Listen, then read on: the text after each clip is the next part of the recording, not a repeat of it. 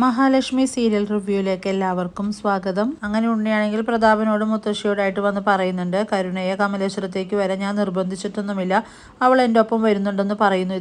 ഇത് കേൾക്കുന്ന മുത്തശ്ശിയും പ്രതാപനും ചാടി എഴുന്നേറ്റിട്ട് പറയുന്നുണ്ട്, ഞങ്ങളോട് ഇതുവരെ അവൾ പറഞ്ഞിട്ടില്ലല്ലോ അങ്ങോട്ട് വരുന്ന കാര്യം. ദേ കൊണ്ടുപോകുന്നതൊക്കെ കൊള്ളി, മോളുടെ ഇപ്പോഴത്തെ അവസ്ഥ എന്താണെന്ന് അറിയാലോ, ഒരു കാരണവശാലും മോളെ വേദനിപ്പിക്കരുത്. ഉണ്ണി പറയുന്നുണ്ട്, ഞാൻ ഇതുവരെ കരുണയെ വേദനിപ്പിച്ചിട്ടില്ലല്ലോ. അപ്പൊ പ്രതാപൻ പറയുന്നുണ്ട്, നീ പാപ്പരായതാണ് അവളെ വേദനിപ്പിക്കുന്നത്. നിനക്ക് ജീവിക്കാനുള്ള ചുറ്റുപാടൊക്കെ ഉണ്ട്. പക്ഷെ പെൺകുട്ടികൾ അതുകൊണ്ട് തൃപ്തരാകണമെന്നില്ല, പ്രത്യേകിച്ച് കാശുള്ള വീട്ടിലെ പെൺകുട്ടികൾ. ഞാൻ എൻ്റെ മോൾക്ക് ജനിച്ചപ്പോൾ മുതൽ സ്വർഗതുല്യമായ ഒരു ജീവിതമാണ് കൊടുത്തിരുന്നത്. എന്നാൽ കല്യാണത്തിന് ശേഷം ആ സ്വർഗം നരകമാക്കുന്ന രീതിയാണ് നീ എൻ്റെ മോളോട് ചെയ്തത്. അവിടെ സ്വർഗം പണിതത് അവളാണ്, ആ ലക്ഷ്മി. എന്ന് വെച്ചാൽ സ്വർഗത്തിൽ കിടന്നവൾ നരകത്തിലുമായി, നരകത്തിൽ കിടന്നവൾ സ്വർഗത്തിലുമായി എന്നെല്ലാം പ്രതാപൻ ദേഷ്യത്തോടുകൂടി ഉണ്ണിയോട് പറയുന്നു. മുത്തശ്ശി പറയുന്നുണ്ട്, അതിന്റെ വിഷമമുണ്ടല്ലോ, ചില്ലറയൊന്നുമല്ല എന്റെ കുഞ്ഞിന്. അതിന്റെ കൂടെ ഇപ്പൊ വയറ്റിൽ കിടന്ന കുഞ്ഞും കൂടി നഷ്ടപ്പെട്ടു. പ്രതാപൻ പറയുന്നുണ്ട്, എന്ന് വെച്ച് നീ നിന്റെ ജോലിയൊന്നും കളയണമെന്ന് ഞാൻ പറയുന്നില്ല. ആ ജോലി നിലനിർത്തിക്കൊണ്ട് തന്നെ നീ വീണ്ടും പ്രതാപത്തിലേക്ക് തിരിച്ചു വരണമെന്ന് പറയുമ്പോൾ ഉണ്ണി പറയുന്നുണ്ട്, അതിന് പ്രധാന തടസ്സമായിട്ട് നിൽക്കുന്നത് തന്നെ ഏട്ടത്തി തന്നെയാണെന്ന് പറയാണ്. പ്രതാപൻ പറയുന്ന അവളുടെ വിജയത്തിന്റെ കാരണവും പൂജാമുറിയിലിരിക്കുന്ന അയ്യപ്പ വിഗ്രഹം തന്നെയാണ്. അത് അവളുടെ കയ്യിൽ നിന്ന് നഷ്ടപ്പെട്ടാൽ മാത്രമേ അവളെ എന്തെങ്കിലും ചെയ്യാൻ പറ്റുള്ളൂ എന്ന് ഉണ്ണിയോടായിട്ട് പറയുന്നു. ഉണ്ണി പറയുന്നു, അതൊരിക്കൽ കളയാൻ നോക്കിയതല്ലേ, എന്നിട്ടും അത് തിരിച്ചു വന്നില്ലേ. പ്രതാപൻ പറയുന്നത്, അങ്ങനെ തിരിച്ചു വന്നതാണെങ്കിലും അതെങ്ങനെയും കളയാൻ നോക്കണം. ജീവനില്ലാത്തൊരു വിഗ്രഹത്തെ പോലും നിനക്ക് കളയാൻ പറ്റുന്നില്ലെങ്കിൽ നീ ഒരു ഭൂലോക തോൽവിയാണെന്ന് തന്നെ പറയേണ്ടി വരും ഉണ്ണിക്കുട്ട എന്ന് പ്രതാപൻ പറയുന്നു. ആ സമയം കരുണ അവിടേക്ക് വരുന്നുണ്ട്. മുത്തശ്ശി ചോദിക്കുന്നുണ്ട്, നല്ല മനസ്സോടു കൂടിയാണോ എൻ്റെ മോള് പോകുന്നത്?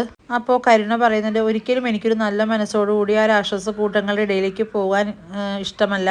എന്നാലും പോകണം. എന്നാൽ മാത്രമേ എപ്പോഴെങ്കിലും എൻ്റെ ശത്രുക്കൾക്കിടയിൽ എനിക്കൊരു അവസരം കിട്ടുമ്പോൾ എനിക്ക് ജയിക്കാൻ പറ്റുള്ളൂ എന്ന് കരുണ തീർത്ത് പറയാണ്. എനിക്കെതിരെയുള്ള ചില തെളിവുകൾ അവളുടെ കയ്യിലുണ്ട്, അതുകൊണ്ട് ഒന്നും ചെയ്യാൻ പറ്റാത്ത അവസ്ഥയാണ്. ഇത് കേൾക്കുന്ന കരുണയും ഉണ്ണിയും എല്ലാം വല്ലാതാവുന്നുണ്ട്. അതേപ്പറ്റിയൊന്നും ഇപ്പൊ എന്നോട് ചോദിക്കണ്ട. അച്ഛൻ ഇപ്പൊ അവളുടെ മുന്നിൽ മുട്ടിടിച്ച് നിൽക്കേണ്ട ഒരു അവസ്ഥയാണ് മോളെ എന്നെല്ലാം പ്രതാപൻ പറയുന്ന കേട്ട് കരുണക്ക് ആകെ ഒരു വല്ലായ്മ തോന്നുകയാണ്. അതേസമയം അവിടേക്ക് മോഹിനി കടന്നു വരുന്നുണ്ട്. മോഹിനി ചോദിക്കുന്നു, മോള് പോവുകയാണോ എന്ന് ചോദിക്കുന്നു. അതേസമയം മുത്തശ്ശിയാണെങ്കിൽ, ഇല്ല, അവളിവിടെ അടയിരിക്കാൻ വന്നതാ, കുറച്ച് മുട്ടയും കൂടെ കൊണ്ടുവന്ന് വെച്ച് നീ അവിടെ അടയിരുത്തിക്കോളാനെല്ലാം പറയുന്നു. ഉള്ള കുഞ്ഞിനെ കൂടി കളഞ്ഞ നീയല്ലേ എന്നെല്ലാം പറഞ്ഞ് വല്ലാണ്ട് ദേഷ്യപ്പെടുന്നുണ്ട്. എന്നിട്ട് ശാപവാക്ക് പറയുന്നത് പോലെ പറഞ്ഞു, എൻ്റെ മോൾക്ക് ഇനിയും കുഞ്ഞുങ്ങളുണ്ടാവും, പക്ഷെ നിന്റെ മോൾക്കുണ്ടല്ലോ ഒരു കാലത്തും ദാമ്പത്യ ജീവിതം ഉണ്ടാവില്ല എന്ന് പറഞ്ഞ് ശപിക്കുകയാണ് മുത്തശ്ശി. ഇത് കേൾക്കുന്ന മോഹിനി ആകെ വിഷമിക്കുന്നു.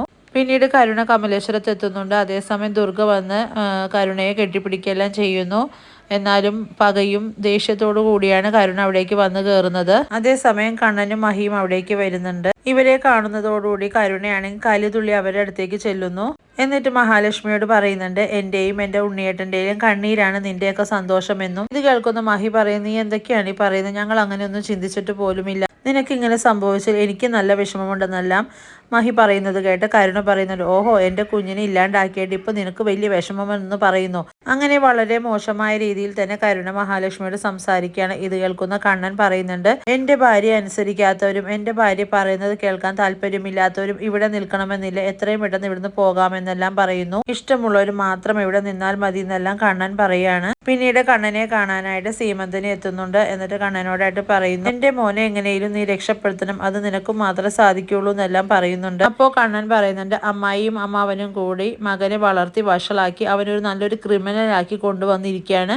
അതുകൊണ്ട് നിങ്ങൾ തന്നെ നന്നായിട്ട് അനുഭവിച്ചോളൂ, ഞാൻ അവന് വേണ്ടി ഒരു വക്കാലത്തിനും വരില്ല എന്ന് കണ്ണൻ തീർത്ത് പറയുകയാണ്. പിന്നീട് വേണമെങ്കിൽ ഞാൻ സഹായിക്കാം, സ്വാതിക്ക് ഒരു നല്ല കല്യാണാലോചന വരികയാണെങ്കിൽ അത് ഞാൻ നല്ല രീതിയിൽ തന്നെ നടത്തി തരാം, അതുകൊണ്ട് അങ്ങനെ ഒരു സംഭവം വരുമ്പോൾ അമ്മായി എൻ്റെ അടുത്തിട്ട് വന്നാൽ മതിയെന്നും ഇത് കേൾക്കുന്ന സീമന്തിന് പറയുന്നുണ്ട്. ആങ്ങൾ ഇങ്ങനെ ജയിലിൽ കിടക്കുമ്പോൾ നല്ലൊരു കല്യാണാലോചന പെങ്ങൾക്ക് ഉണ്ടാവില്ല, അതുകൊണ്ട് തന്നെ മോൻ അവൻ എങ്ങനെയും ഒന്ന് ഇറക്കിത്തായെന്നെല്ലാം പറഞ്ഞ് കാല് പിടിക്കുന്നുണ്ട്. പക്ഷെ കണ്ണനാണെങ്കിൽ അത് കൂട്ടാക്കുന്നില്ല.